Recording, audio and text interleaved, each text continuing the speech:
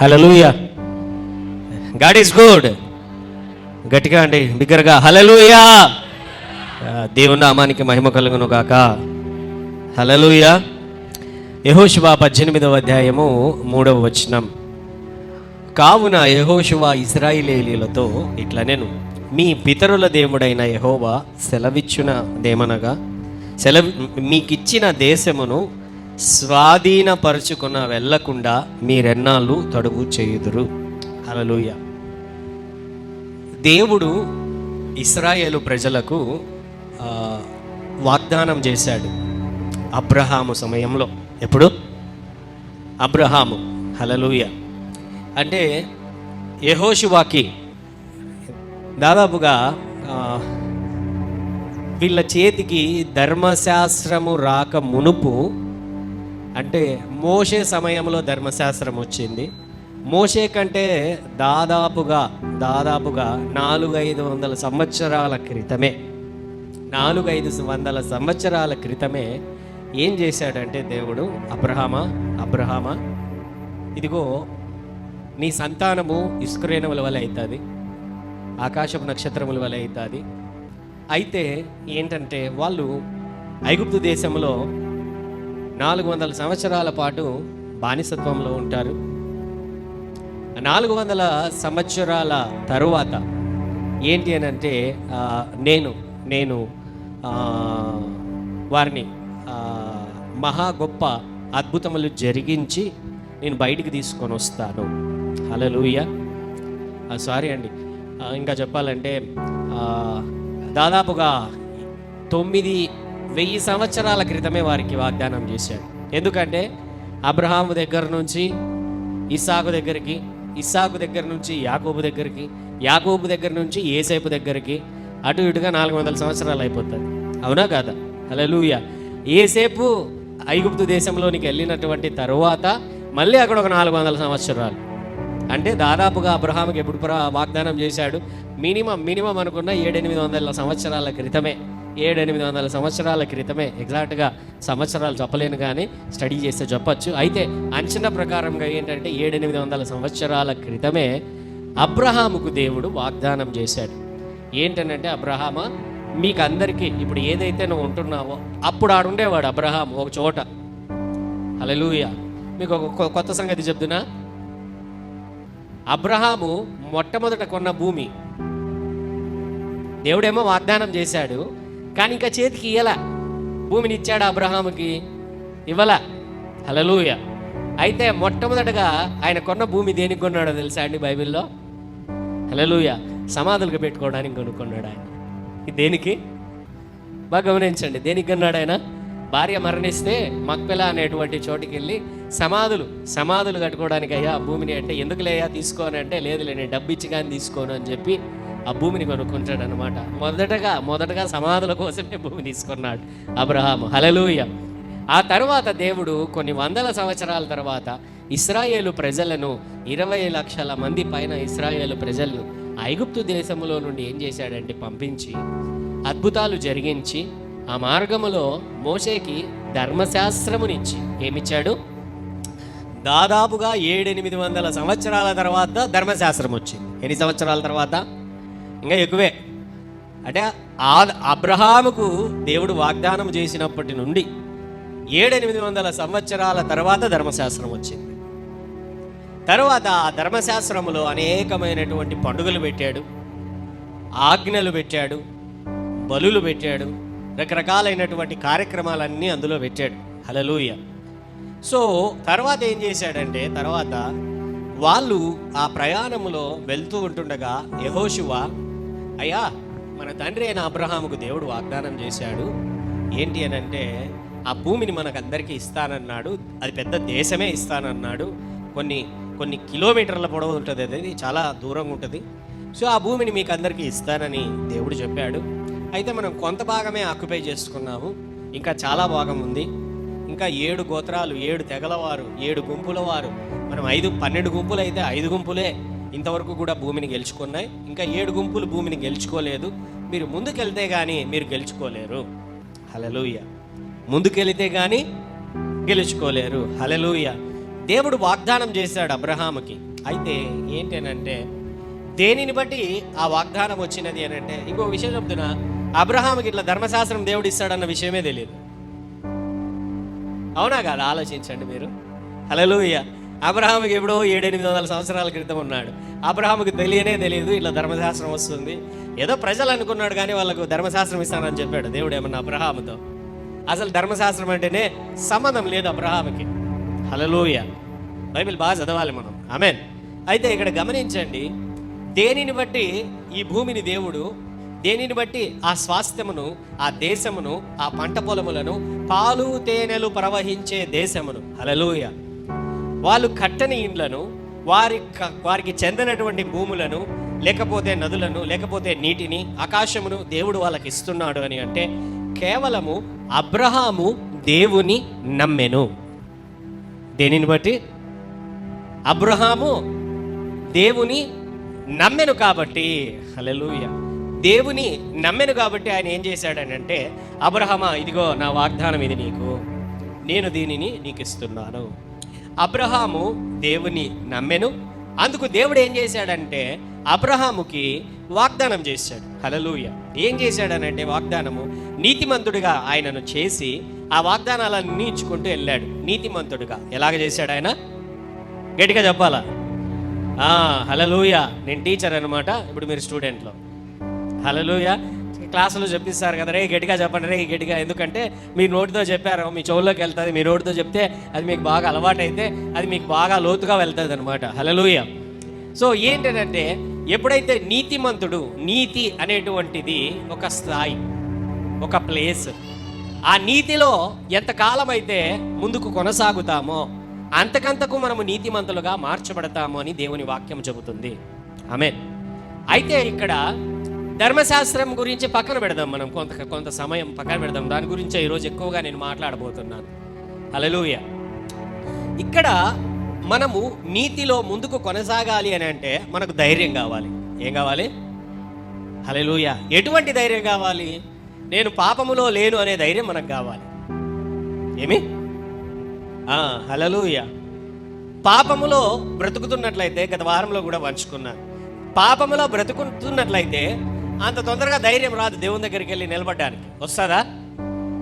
హల్లెలూయా. పోయినా కూడా ఎలాగ పోతాము? ప్రభువా, భూమి మీద నా అంత పాపి ఎవడు లేడు ప్రభువా అని పోతాం. అవునా కాదా? ఆలోచించండి. హల్లెలూయా. ఖచ్చితంగా మనం పాపం చేసినప్పుడు దేవుని దగ్గరికి వెళ్ళాలి. దేవుడు తప్ప వేరే మార్గం అయితే లేదు. అయితే నువ్వు పాపంలో బ్రతికినంత కాలం, పాపంలో ఉన్నంత కాలం, పాపంలో జీవిస్తున్నంత కాలం నువ్వు ముందుకు సాగలేవు. నీ కొరకు ఆశీర్వాదాలు ఉన్నాయి, నీ కొరకు స్వాస్థ్యం ఉంది. నువ్వు ఎంతసేపు ఈ పాపంతో ఫైటింగ్ చేసుకుంటా కూర్చుంటే ఎప్పుడు ఇంకా ఆశీర్వాదాలు పొందుకునేది? నువ్వు ఎప్పుడు మనం పొందుకునేది? అర్థమవుతున్నదా అంటే నేను చెబుతున్నటువంటిది? నువ్వు ఎంతసేపు 10th క్లాస్ రాసి రాసి రాసి రాసి ఫెయిల్ అయ్యి నువ్వు ఇంటర్మీడియట్కి పోగలవా? పోతావా? నువ్వు ఇంటర్మీడియట్కి పోతావా? పోలేవా?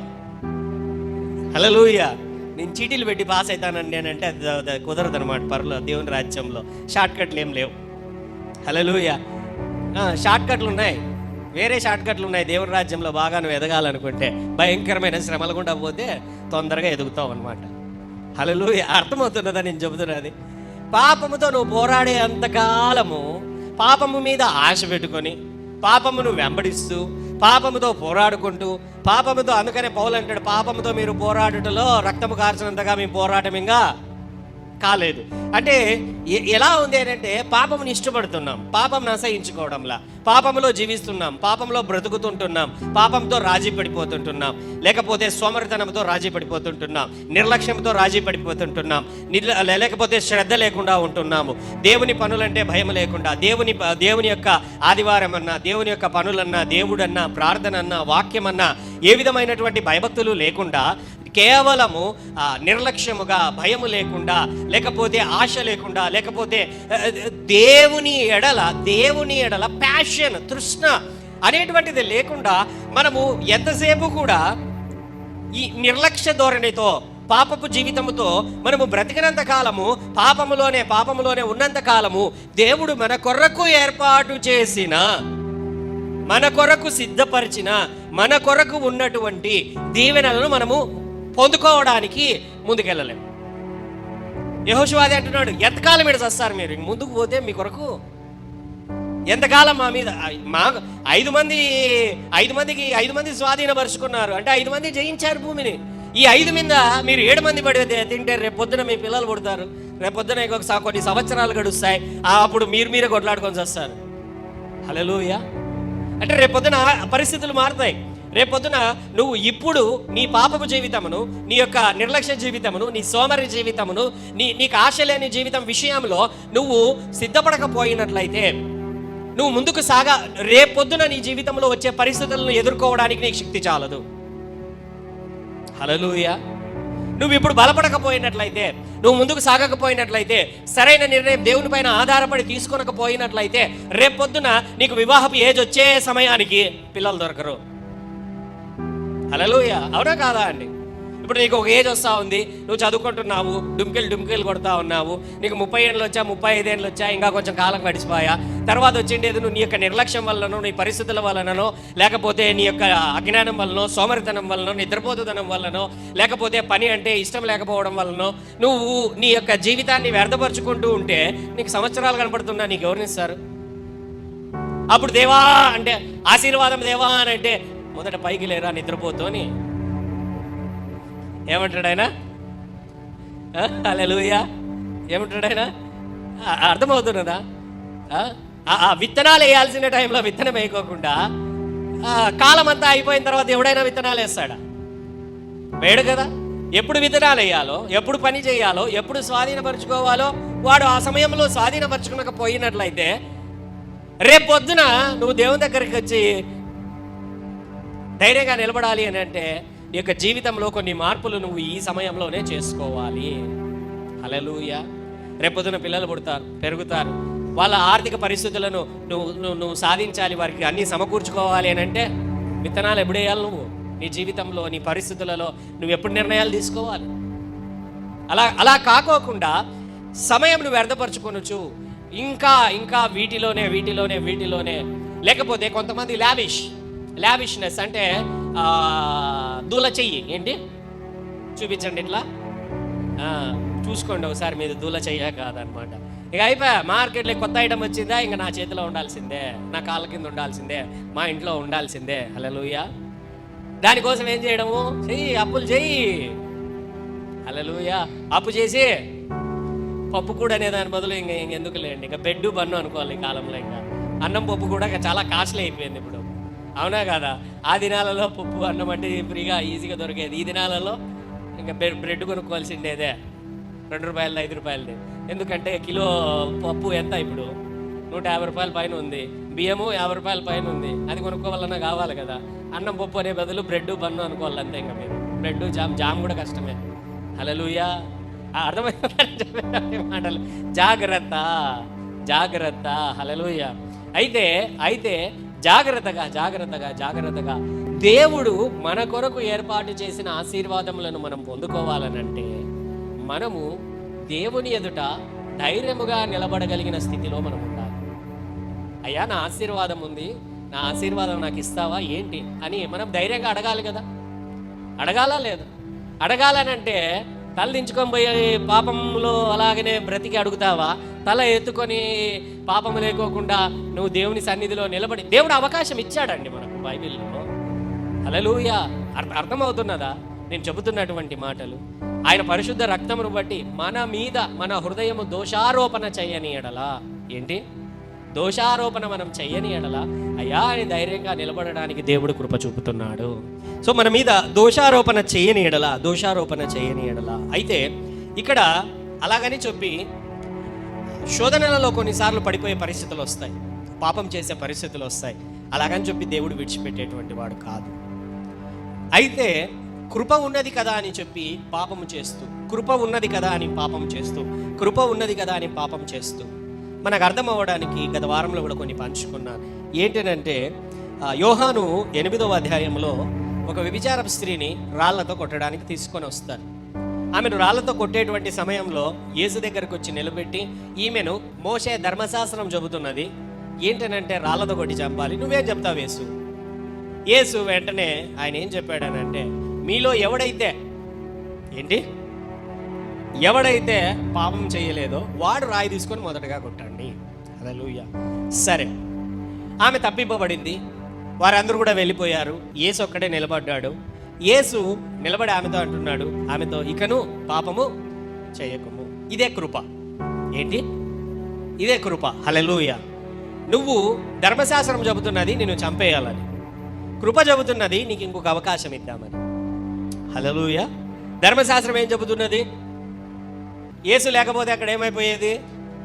కృపా సత్య సంపూర్ణుడు లేకపోతే వాటికి ఆమె పని అయిపోయేది. అయితే ఇక్కడ ఏం జరుగుతున్నదంటే, కృప ఇంకొక అవకాశం ఇస్తున్నది.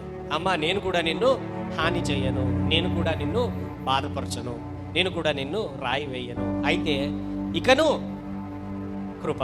సరే, ఇప్పుడు ఆమె వెళ్ళింది, మళ్ళీ పాపం చేసింది అనుకుందాం.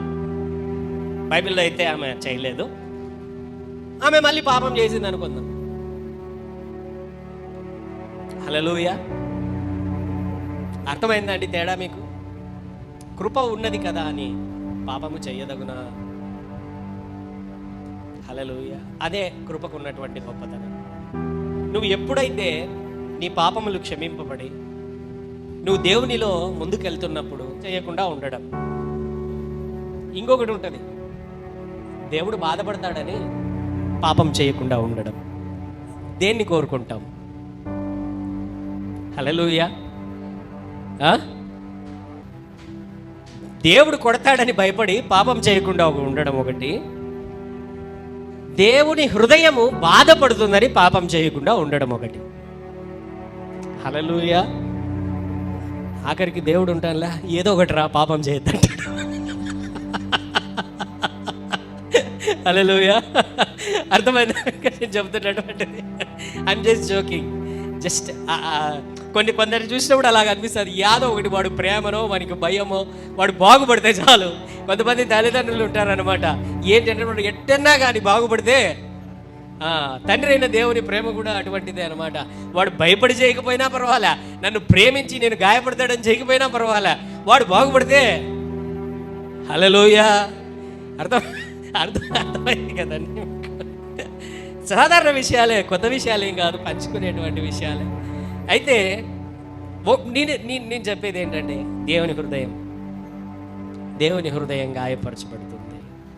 దేవుడు నిన్ను నమ్మి, నిన్ను ప్రేమించి, నిన్ను పిలుచుకొని, తన పేరు నీకు పెట్టి, నా సొత్తు అని చెప్పి, నా కటాక్షము నీ మీద కలిగినది అని చెప్పి, నీ పేరును బట్టి నేను నిన్ను ఎరిగి ఉన్నాను అని చెప్పి, శాశ్వత శోభాతిశయమానముగా బహుతరములకు ఆశీర్వాదకరముగా నిన్ను చేస్తానని చెప్పి, నీ ద్వారా నా వెలుగును ప్రకాశింపజేస్తాను అని చెప్పి, తర్వాత కూడా నువ్వు పాపములో పడి పడి పడి పోతున్నట్లయితే హృదయం గాయపడదా?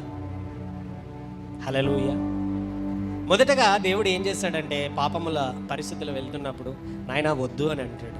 హృదయం బాధపడుతూ, ఇంకా అదే పాపంలోనే వెళ్తున్నావా, గద్దిస్తాడు. ఏం చేస్తాడు ఆయన? గద్దిస్తాడు. మొదటిది వద్దు అని చెప్తాడు, రెండోది కొంచెం గట్టిగా ఏం చెప్తాడు ఆయన? గద్దిస్తాడు. అప్పటికీ వినకపోతే హల్లెలూయా ఏం చేస్తాడు ఆయన? ఒక ఏటేస్తాడు. ఏం చేస్తాడు? మనం అంతే కదండి. ఏం చేస్తాం? పిల్లలకి వద్దు అని చెప్తాం, రెండోది ఏయ్ తప్పు అని చెప్తాం, మూడోది అప్పటికి వినకపోతే పడతాయా పడవా ఏట్లు? హల్లెలూయా. నాలుగోసారి ఐదోసారి చేస్తానా కూడా ఏట్లు పడుతూనే ఉంటాయి. ఇట్లా జరుగుతూ జరుగుతూ జరుగుతూ పాపంలో పడుతూ పడుతూ పడుతూ పడుతూ మునిగిపోతూ ఉన్నప్పుడు ఏమైపోతుంది? ఆఖరికి నీ సావు నువ్వు సావు, మేము చేయగలిగిండేది ఇంకేమి. హల్లెలూయా. ఆ స్థితిలోనికి నువ్వు వెళ్ళావంటే దారుణమైన స్థితి. హల్లెలూయా. బాగా గమనించండి, ఆ స్థితిలోనికి వెళ్ళావంటే దారుణమైన స్థితి. దానిలోనికి ఎప్పుడు కూడా మనం వెళ్ళకూడదు. హల్లెలూయా. దేవుని కృప ఉండగానే, సమయం ఉండగానే ఇల్లు దీపము చక్కబెట్టుకోవలసినటువంటి వారమై ఉన్నాము. ఆమేన్. అయితే ఎప్పుడైతే నువ్వు నీతితో పరిశుద్ధతతో విశ్వాసముతో ముందుకెళ్తూ ఉంటావో దేవుని ఎదుట ధైర్యముగా నువ్వు నిలబడగలవు. దేవుని దగ్గరికి వెళ్ళి ఏం చేయాలి చెప్పు దేవా, నీ కొరకు ఏం చేయాలి, నాకు ఆశగా ఉంది, నేను చేయాలనుకుంటున్నా, నీ పని చేయాలి ప్రభువా, నేను అనేకులకు నీ రక్షణలోనికి నడిపించాలి అయ్యా, నీ పరిచర్యల కొరకు అనేకులకు నేను సహాయముగా, ఆర్థికపరమైన సహాయముతో, సమయపరమైన సహాయముతో, నీ తలాంతులపరమైన సహాయముతో, నీకు కలిగిన దానితో, నీ సమయముతో, నీ ప్రార్థనా జీవితముతో, నీ యొక్క మనస్సుతో, నీ తెలివితో, అన్నింటితో నువ్వు ఉపయోగపడగలవు. హల్లెలూయా. అటువంటి దానిని, అటువంటి జీవితమును దేవుడు కోరుకుంటున్నాడు. ఆమేన్. హల్లెలూయా. అయితే బైబిల్లో ఈరోజు ఇదే అంశంలోనే, విశ్వాసముతో ముందుకు సాగు అనేటువంటి దాని విషయంలోనే కొంచెము నేను విషదపూర్వకంగా ఒక్కొక్క విషయాన్ని పంచుకోవాలనుకుంటున్నాను. కొత్తగా దేవుడు పంచుకున్నటువంటి విషయాలు. అబ్రహాము తన యొక్క విశ్వాస క్రియల చేత దేవుని ఎదుట నీతిమంతుడయ్యాడు. ఆమేన్. ఈరోజు నేను పంచుకోబోయే విషయాలు, విశ్వాస క్రియలు ఉన్నాయి క్రైస్తవుని జీవితంలో, అలాగే ధర్మశాస్త్ర క్రియలు ఉన్నాయి, అలాగే సత్క్రియలు ఉన్నాయి. విశ్వాస క్రియలు, ధర్మశాస్త్ర క్రియలు, సత్క్రియలు. హల్లెలూయా. విశ్వాస క్రియలు బాగా గమనించండి, అవి అనాది నుంచి ప్రారంభమయ్యాయి. అబ్రహాముకు ముందు నుండే ప్రారంభమయ్యాయి విశ్వాసముతో కూడినటువంటి జీవితము. అబ్రహాము దేవుని దగ్గరకు వచ్చినప్పుడు మొదటగా విశ్వాస క్రియల గురించి నేను పంచుకుంటున్నాను. అబ్రహాముకు దేవుడు ఒక ప్రాంతం నుండి పిలిచి అబ్రహామా, ఇదిగో నేను చూపించేటువంటి ప్రాంతానికి నువ్వు వెళ్ళు, నిన్ను దీవిస్తాను, ఆశీర్వదిస్తాను అని అంటే మారు మాట్లాడుకోకుండా తనకు కలిగినదంతా కూడా చక్కబెట్టుకొని ప్రయాణమైతూ వెళ్ళాడు. అనేకులు అడుగుతున్నారు, ఎక్కడికి వెళ్తున్నావు? తెలీదు. హల్లెలూయా. ఎవరు వెళ్ళమన్నారు? తెలీదు. నిన్ను వెళ్ళమన్నటువంటి ఆయన పేరు ఏం పేరు? తెలీదు. మరి నీకేమి, ఎవరు చెప్పారు వెళ్ళమని అని అంటే స్వరం వినపడింది. ఏమి వినపడింది? ఆ స్వరం ఎవరిది? దేవునిది. దేవుని పేరు ఏం పేరు? తెలీదు. హల్లెలూయా. మరి ఎట్లా వెళ్తున్నావు? నమ్మకముతో. ఏమన్నాడు ఆయన? నమ్మకముతో. ఏ ఊరికి వెళ్తున్నావు? తెలీదు. హల్లెలూయా. అదే దేవునికి నచ్చింది. కొన్నిసార్లు గుడ్డి విశ్వాసం అంటారు చూసారా, వాళ్ళే వర్కౌట్ అవుతుంది అది. హల్లెలూయా. అది ఏంటి? నువ్వు కొత్తగా దేవుడు నమ్ముకున్నప్పుడు, అబ్రహాం కూడా స్టార్టింగే కదా, అప్పుడు వర్కౌట్ అయిపోయింది. దేవుడు మొదటిసారిగా కొత్తగా పెట్టినాడు. హల్లెలూయా. అయితే కొన్ని సంవత్సరాల తర్వాత దేవుడు వచ్చి డైరెక్ట్గా కనపడి నీకు కుమారుడిని ఇస్తాను అంటే నవ్వుతాడు మళ్ళీ. హల్లెలూయా. ఎందుకంటే విశ్వాసంలో కొంచెం టైం గడిచింది కదా, కొంచెం జ్ఞానం వచ్చింటుంది, కొన్ని దెబ్బలు పడి ఉంటాయి. కొంతకాలం ముందుకెళ్ళినటువంటి తర్వాత పరిస్థితి ఏంటి? మనం కొత్తగా దేవుని నమ్ముకున్నప్పుడు సూపర్గా నమ్మేస్తాం. చిన్న చిన్న విషయాలకి, పెద్ద విషయాలకి దేవుడు చేసేస్తాడు. ఒక 5 సంవత్సరాల తర్వాత, 10 సంవత్సరాల తర్వాత ఏమైపోతుంది? విశ్వాసంతో ఏదని చెప్పమంటే కొంచెం స్లో అంటాం. అట్లా అబ్రహాం కూడా మధ్యలో ఏమైంది? కొంచెం స్లో అయినాడు. హల్లెలూయా. అయితే తర్వాత తనకి కుమారుని ఇచ్చినటువంటి తర్వాత మళ్ళీ ఒకానొక రోజున ఏం చేశాడంటే, స్టార్టింగ్లో అయితే ఫుల్ ఫామ్లో ఉన్నాడు అబ్రహాము, ఇప్పుడు కూడా ఉన్నాడో లేదో అని దేవునికి ఏమన్నా పరీక్షించాలనుకున్నాడు. లోకానికి అతని యొక్క విశ్వాసాన్ని బయలుపరచాలనుకున్నాడు. అబ్రహామా, నీకు ఒక కుమారుని ఇచ్చాను కదా అంటే, అవును ప్రభా, చాలా బాగున్నాడు, హ్యాపీగా ఉంది, లైఫ్ అంతా కూడా సుందరంగా ఉన్నాడు, వానికి ఇప్పుడు 15 నుంచి 20 సంవత్సరాల వయసు ఉంది ప్రభువా, దేవా అసలు వానితో ఉంటే టైమే గడిచిపోతా ఉంది, ఇలాగనే ప్రభా నన్ను ఇంక పంపించేసేయి అనేటువంటి ఫామ్లో ఉన్నాడు అబ్రహాం. ఓకే అబ్రహామా, బాగానే ఉంది, కానీ వాడిని తీసుకొని వెళ్ళి ఒక కొండ చూపిస్తాను, ఆ కొండ మీదకి వెళ్ళండి, ఇది నువ్వు వాడిని బలిగా అర్పించేసి దహన బలి చేసేయని చెప్తాడు. హల్లెలూయా. ఏమండి, అర్థమైందా? బాగా కట్టుకొని ఉంటారండి ఒక ఇంట్లో మీరు. హల్లెలూయా. మంచిగా ఒకటి కొనుక్కొని ఉంటారు, హ్యాపీగా కొనుక్కొని ఉంటారు, సంతోషంగా ఉంటుంది బాగా. నీ జీవితంలో దానికి ఇచ్చే విలువ దేనికి ఇయ్యరు మీరు. అది బంగారు కావచ్చు, డబ్బు కావచ్చు, వ్యక్తి కావచ్చు, లేకపోతే ఇంకోటి ఏదైనా కావచ్చు. హల్లెలూయా. ఒకానొక రోజు దేవుడు వస్తాడు మీ దగ్గరికి. ఆమెన్ చెప్పడానికి భయపడతాడు. హల్లెలూయా. వచ్చి ఇచ్చేయమన్నాడు ఆయన. ఇంకా ఈయన చావు కాదు, బాధ కాదు, కన్నీరు కాదు, రాత్రంతా ఆవేదన, పగలంతా ఆవేదన, 2-3 రోజుల ప్రయాణము తీసుకొని వెళ్ళాడు.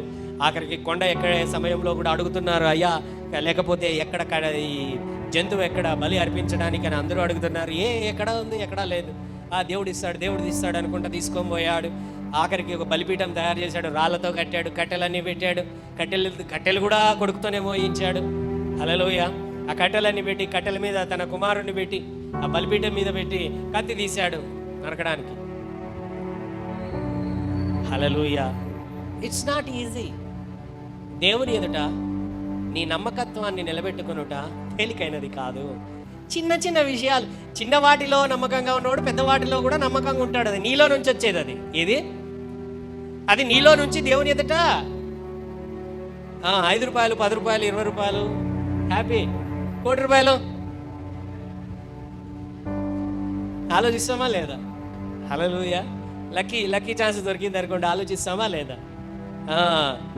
చిన్న చిన్నవి మనమే చేసేది, మన మనస్సుల్లో నుంచి అనుకొని దేవుని ఎదుట నీతిగా ఉండాలి, దేవుని ఎదుట. అయితే దేవుడు ఏదైనా ఎప్పుడైనా అడిగాడు అనుకోండి, చిన్నవడగడు నిన్ను. పెద్దవే, చాలా పెద్దవే. చిన్నవి అయినా అది మనంతకు మనం నమ్మకంగా దేవుని ఎదుట నిలబెట్టుకోవడానికి చేయడమే. అయితే దేవుడు అడిగాడు అని అంటే ఏం చేశాడు ఆయన? పెద్దవే విలువైనవి, అమూల్యమైనవి. నీ జీవితంలో సమయము కావచ్చు, ఆఖరికి నీ జీవితమే కావచ్చు. హల్లెలూయా. బిల్లీ గ్రాహం గారు అన్నారంట, చాలా గొప్ప పరిచర్య చేశాడు. ప్రపంచవ్యాప్తంగా ఆయన గొప్ప వాక్యం చెప్పినటువంటి వ్యక్తి. అనేకులు, కొన్ని కోట్ల మంది ఆయన వాక్యం ద్వారా రక్షణ పొందారు. ఆయనకున్న పాపులారిటీ ఎటువంటిదంటే, ఆయన అమెరికా అధ్యక్ష ఎన్నికల్లో నిలబడ్డాడు అని అంటే ఆ పక్కన అపోజిషన్ వాళ్ళు కూడా పక్కన నుంచి విత్డ్రా చేసేసుకొని ఏకగ్రీవంగా ఆయన్నే చేసేస్తారు అమెరికా అధ్యక్ష పదవికే. అర్థమైందా అండి? అమెరికా అధ్యక్షుడు అవ్వడానికి ఏకగ్రీవం ఆయనకి ఎవరు ఆపోజిషన్ కూడా నిలబడరు, ఎందుకంటే డిపాజిట్లు కూడా రావు కాబట్టి. ఆయన నిలబడితే అంత గొప్ప వ్యక్తి ఆయన దగ్గరకు వచ్చాడనమాట. వచ్చి ఒక పార్టీ వ్యక్తి ఏంటంటే, అయ్యా నేను అధ్యక్షుడిని చేస్తాము, పార్టీలో నిలబడు అని అంటే ఆయన అన్నాడంట, అయ్యా విలువైన నా జీవితాన్ని దేవునికి ఇచ్చేశాను. ఏంటి? జీవితాన్నే నా దేవునికి ఇచ్చేశాను, ఆ చీప్ జాబ్ నాకు వద్దులే అన్నాడంట. ఏమి అదేమి అమెరికా అధ్యక్ష పదవి చీప్ ఏమన్నాడంట ఆయన? ప్రపంచంలోనే పవర్ఫుల్, భూమి మీద పవర్ఫుల్ వ్యక్తి ఎవరైనా ఉన్నారు అని అంటే అమెరికా అధ్యక్షుడు. ఇప్పటికీ కూడా హల్లెలూయా, ఇప్పటికీ కూడా మారచ్చు, వాళ్ళు వీళ్ళు మారచ్చు, అయినా కూడా అమెరికా అధ్యక్షులే ఎప్పటికీ కూడా. అలాగుందనమాట ప్రస్తుత పరిస్థితి కొంతకాలం నుంచి. అయితే ఆ స్థాయిలో ఏంటి అని అంటే, ఇక ఎందుకు నేను ఈ మాటలు చెబుతున్నాను అని అంటే, భూమి మీద విలువైనది ఏదైనా నీకున్నది అని అంటే అది నీ ప్రాణమే. 100 కోట్లు పెట్టి నీ ప్రాణం కావాలా, 100 కోట్లు కావాలా అని అడిగితే నువ్వేమడుగుతావు? అమెరికా అధ్యక్ష పదవి కావాలా, నీ ప్రాణం కావాలా అని అడిగితే నువ్వేమడుగుతావు? అధ్యక్ష పదవి కదా. Hallelujah, hallelujah. That is what God asks. కొన్నిసార్లు నీ జీవితాన్నే ఇచ్చేయమంటాడు. అంటే ఇది చంపడానికో లేకపోతే మరణించడానికో కాదు, పరిచర్యకి ఇమ్మంటాడు, పిలుపు కొరకు నిలబడు అని అంటాడు. హల్లెలూయా. దేవుని యొక్క అక్కడ అబ్రహాం ఏం చేశాడంటే, తన కుమారుణ్ణి ఇవ్వడానికి తన ప్రాణం అడిగింటే హ్యాపీగా ఇచ్చేసేవాడు. అయిపోయిందిలే, ముసలి ప్రాణం పోతే పోనీలే, ఇంకేముంది, అది చూడాల్సినదంతా చూసేసామని చెప్పి ఇచ్చేసేవాడేమో ఆయన. ఏమడిగాడు? తనకు అమూల్యమైనది. ఆల్రెడీ ఒకడేమో వెళ్ళిపోయినాడు, ఏడున్నాడు కూడా తెలియదు. ఇప్పుడు అగరకు పుట్టినాడు, వాని ఎమ్మడి పోలేడు కదా. ఇంకా హల్లెలూయా. ఉన్నది ఎవరు? వాగ్దానము. ఇంకా వీణ్ణే ఇచ్చేయమన్నాడు. హల్లెలూయా. సింపుల్గానే మాట్లాడుతున్నానండి ఈరోజన్నీ కూడా నేను. విశ్వాసము క్రియ. విశ్వాసం ఏమి కోరుతుంది? క్రియను కోరుతుంది. క్రియలు లేని విశ్వాసము మృతము. దానిని బట్టి అబ్రహామ ఇప్పుడయ్యా నేను నమ్ముతున్నాను. ఏమంటున్నాడు దేవుడు? ఇప్పుడు విశ్వాసాన్ని నువ్వు నిలబెట్టుకున్నావు, నమ్మకాన్ని నిలబెట్టుకున్నావు, ఇదిగో నా ఆశీర్వాదాలన్నీ నీకే. ఎవడైతే నీలాగా విశ్వాసం ఉంచుతాడో, ఎవడైతే విశ్వాసంలో ముందుకు సాగుతాడో, క్రీస్తునందు ఎవడైతే విశ్వాసం ఉంచుతాడో వారందరికీ కూడా అబ్రహాము యొక్క ఆశీర్వాదాలన్నీ కూడా విడుదల చేస్తాను. అబ్రహామా, నీ యందలి భూమి మీద సమస్త వంశములు ఆశీర్వదింపబడును అబ్రహామా అని అబ్రహాముకు దేవుడు వాగ్దానం చేశాడు. హల్లెలూయా. ఆ తర్వాత ఒక 800 సంవత్సరాలకి, ఎన్ని సంవత్సరాలకి? 800 సంవత్సరాలు, 8 నుంచి 9,000 సంవత్సరాలు అనుకోండి. ఆ టైంకి ఏమైనదంటే మోషే వచ్చాడు. మోషే వచ్చి ఇశ్రాయేలు ప్రజల్ని ఐగుప్తు దేశంలో అబ్రహాం తర్వాత ఇస్సాకు, ఇస్సాకు తర్వాత యాకోబు, యాకోబు తర్వాత ఏసేపు సమయంలో యాకోబుతో సహా అందరూ కలిసి ఏం చేశారంటే వలసపోయారు. ఎక్కడికి? ఐగుప్తు దేశానికి వలసపోయారు. వాళ్ళు అక్కడ 430 సంవత్సరాలు ఉన్నారు. ఎన్ని సంవత్సరాలు? ఆ మధ్యలో దాదాపు 20 లక్షల మంది అయిపోయినారు వాళ్ళు. ఎంతమంది? హల్లెలూయా! ఎంతమంది చెప్పండి? 20 లక్షల మంది అయిపోయారు. దానిపైనే అయిపోయింది నెంబర్. ఇప్పుడు 20 లక్షల మందిని ఏం చేశాడంటే దేవుడు, ప్రపంచంలో ఇంతవరకు ఎప్పుడు కూడా 20 లక్షల మంది ఒక చోటు నుంచి ఇంకో చోటికి పోలే, ఇప్పటి వరకు కూడా. అర్థమైందా అండి నేను చెబుతున్నాను? అంత గొప్పగా ఒక దేశాలు విడిపోయినప్పుడు ఏమన్నా బహుశా ఆ దేశం నుంచి ఈ దేశం, పాకిస్తాన్ ఇండియా విడిపోతే అట్లా ఆ పక్క నుంచి ఈ పక్కకు ఒకే దేశంలో అటు ఇటుగా పోయారేమో, కానీ ఎక్కడో ఐగుప్తు నుంచి ఇశ్రాయేలు దేశానికి, ఒక దేశం నుంచి బానిసలుగా ఉన్నటువంటి వారిని దేవుడు మహా అద్భుతాలు జరిగించి వారిని ఏం చేశాడంటే ప్రయాణం సాగించినటువంటి తర్వాత సీనాయి పర్వతం వస్తుంది ఒకటి. సీనాయి పర్వతం రాగానే మధ్యలో ప్రయాణంలో రా మోషే అని పిలిచిండేది, నువ్వు పైకి కొండెక్కించి ఇదిగో ఆజ్ఞలన్నీ రాసుకో. ఏమి? 10 ఆజ్ఞలు. ఎన్ని ఆజ్ఞలు? ధర్మశాస్త్రం అంటున్నాడు ఆయన. ఏమంటున్నాడు? అది చట్టం. ఇప్పుడు మనకు అంబేద్కర్ ఇచ్చినాడు కదా, అంబేద్కర్ గారు మొత్తం పెద్దగా అన్ని రాసి ఇంత పెద్ద బుక్ ఇచ్చారు కదా, రాజ్యాంగం అంటారు కదా. అంటే ఏ తప్పు చేస్తే ఏ శిక్ష. అర్థమైందా అండి? ఏ తప్పు చేస్తే ఏ శిక్ష. మర్డర్ చేసినోనికి ఉరి శిక్ష, రేపు చేసినోనికి ఉరి శిక్ష, దొంగతనం చేసినోనికి 3 ఏళ్ళు, తప్పు చేసినోనికి, అక్రమం చేసినోనికి 2 ఏళ్ళు. అర్థమైందా అండి మీకు? కోర్టులో శిక్షలన్నీ విధిస్తారు కదా. అంబేద్కర్ గారు రాసినటువంటిదే మన దేశం ఫాలో అయ్యేది, అవునా? అలాగా దేవుడు ఏం చేశాడంటే కొండెక్కిచ్చాడు. సీనాయి పర్వతం ఎక్కించి మోషేని పైకి పిలిచి అక్కడంతా కూడా 10 ఆజ్ఞలు పెట్టాడు. భూమి మీద నేను తప్ప ఏ దేవుడు ఉండకూడదు. హల్లెలూయా! భూమి మీద ఆకాశమందు కానీ, భూమి మీద కానీ, భూమి కింద ఉన్న నీళ్ళ యందు కానీ ఎవరు కూడా మీకు దేవుడుగా నేను ఒక్కడనే దేవుడును. నీ తల్లిదండ్రులను సన్మానించము, దొంగిలించవద్దు, వ్యభిచరించవద్దు, మోసము చేయవద్దు, పరుంది ఆశించవద్దు. హల్లెలూయా! ఇట్లా ఏం చేశాడంటే ధర్మశాస్త్రం అనేటువంటి ఆజ్ఞలు ఇచ్చాడు. ఏం చేశాడు ఆయన? ఆజ్ఞలు ఇచ్చాడు, 10 ఆజ్ఞలు ఇచ్చాడు. తర్వాత ఏం చేశారనంటే ఆ తర్వాత ధర్మశాస్త్రాన్ని 3 భాగాలు చేసుకోవచ్చండి. పండుగలు, ఆజ్ఞలు, ఆచారాలు. ఏమి? పండుగలు, ఆజ్ఞలు, ఆచారాలు. హల్లెలూయా! ధర్మశాస్త్రకి బలులు ఉన్నాయి, మళ్ళీ బలులు ఉన్నాయి. మీరు లేవియాకాండం ఎప్పుడైనా పొరపాటున బుక్ తెరిచినప్పుడు చదివితే, హల్లెలూయా, వినపడిందా నేను చెప్పేది? చదివారా ఎప్పుడైనా?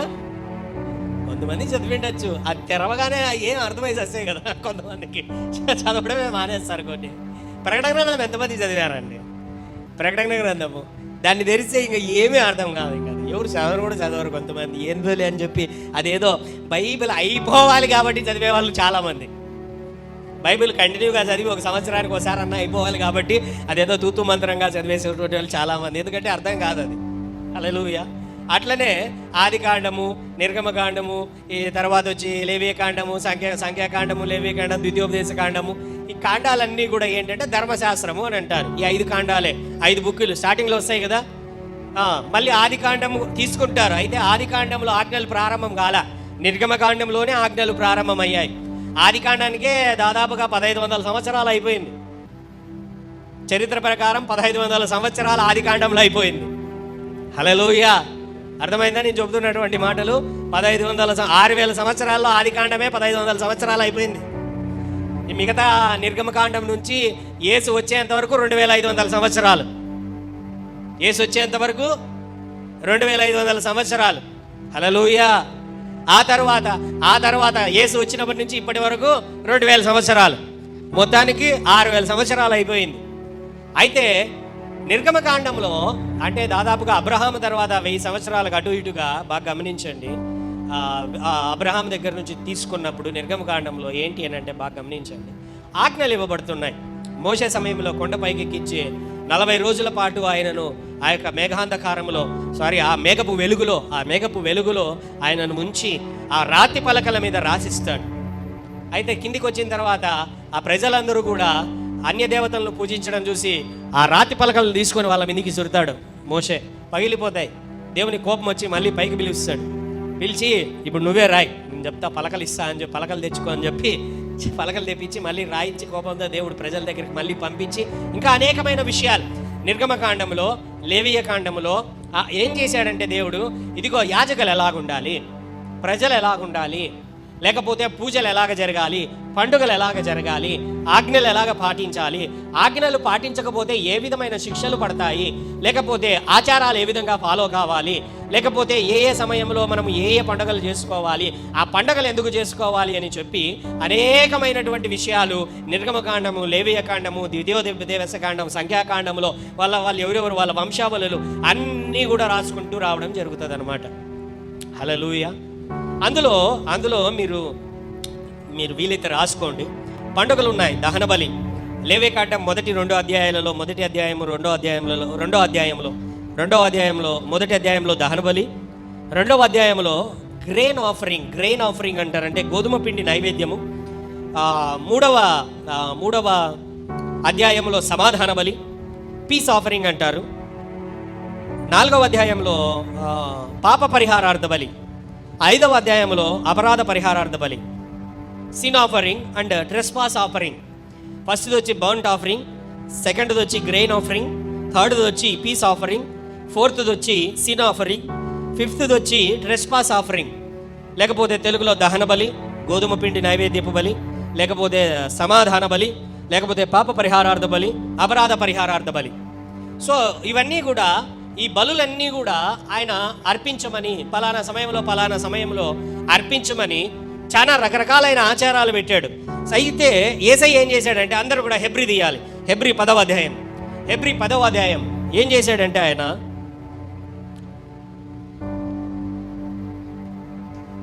హెబ్రీ 10వ అధ్యాయంలో 11-13 వచనాలలో అందరూ తెరిచినట్లయితే ఈయన అంటే యేసు అయితే పాపముల నిమిత్తమై, ఎందుకు ఈ మాట వాడుతున్నారంటే ఈ బలులు ఏవైతే ఇక్కడ నేను చెప్పానో, దహన బలి, గోధుమ పిండి నైవేద్యము, లేకపోతే గ్రెయిన్ ఆఫరింగ్, సమాధాన బలి, పాప పరిహారార్థ బలి, అపరాధ పరిహారార్థ బలి, ఇక్కడ ఏవైతే ఈ బలులు అర్పిస్తున్నారో ఇందులో కొన్ని సంతోషంతో అర్పించే బలులు ఉన్నాయి, లేదా కొట్లాటలు సమసిపోయినప్పుడు సమాధానం వస్తుంది కదా, దాని కొరకు కృతజ్ఞత బలి, సమాధాన బలి, లేకపోతే దేవునికి కృతజ్ఞతగా ఏమైనా చేయాలనుకుంటే కొన్ని అర్పణలు ఉన్నాయి. ఇందులో 2 ఉన్నాయి, పాప పరిహారార్థ బలి, అపరాధ పరిహారార్థ బలి. ఏమున్నాయి ఇవి? ఏంటి అంటే పాపము చేసినప్పుడు అక్కడ ఉన్నటువంటి యాజకుని దగ్గరికి వెళ్ళి వాళ్ళు గువ్వలు కానీ, పొట్టేళ్ళు కానీ, మేకలు కానీ, ఎద్దులు కానీ, రకరకాల జంతువులు తీసుకొని వెళ్ళి అక్కడ బలి అర్పించి దేవుని ఎదుట ఆ రక్తమును బలిపీఠం ఎదుట ప్రోక్షించి వాళ్ళు ఏం చేసేవాళ్ళనంటే దేవుని ఎదుట వారి పాపములను ఒప్పుకొని, లేకపోతే అటాన్మెంట్ డే అంటారు. ఏంటంటే అదేది పాప ప్రాయశ్చిత్తార్థ దినము.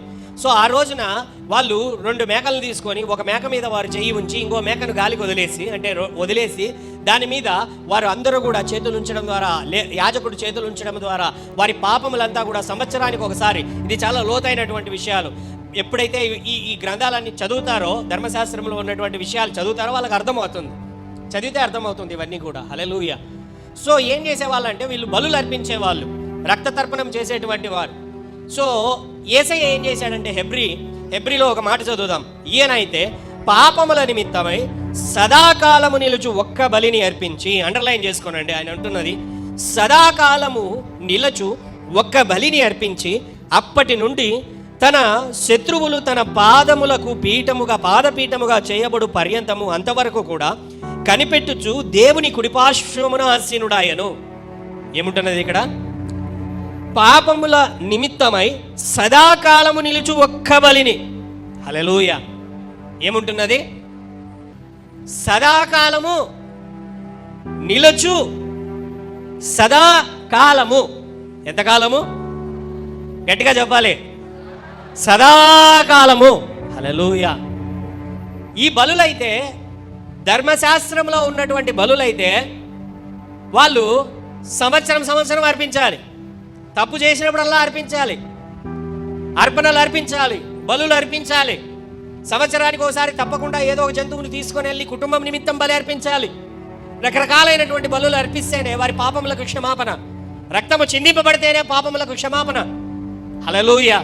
అయితే యేసయ్య ఏం చేశాడనంటే జంతువుల దిక్క, హల్లెలూయా, నా ప్రజల నిమిత్తము నేనే బలి అవుతాను, నా ప్రజల నిమిత్తము నా రక్తాన్ని కారుస్తాను, నా ప్రజల నిమిత్తము నేనే సదాకాలమునకు. ఎంత? సదా. వాళ్ళైతే సంవత్సరం అర్పించాలి. అయితే ఇక్కడ యేసయ్య చేసినటువంటి ఒక అద్భుతమైన పరిస్థితి ఏంటో తెలుసా? ఒక్కసారి ఏం చేశాడు ఆయన? సదాకాలము నిలుచు ఒక్క బలిని. అందుకే మనం పాపం చేసినప్పుడల్లా, తప్పు చేసినప్పుడల్లా ఆ ఒక్క బలి దగ్గరకు వచ్చి, ఆ ఒక్కని దగ్గరకు వచ్చి, అయ్యా నా పాపములను క్షమించు, నీ పరిశుద్ధ రక్తము చేత నా పాపములను కడుగు. హల్లెలూయా. నీ ఒక్క పాపములో, నీ ఒక్క బలిలో నా పాపములన్నీ క్షమింపబడుతున్నాయి, నీ రక్తము చేత నన్ను కడుగు.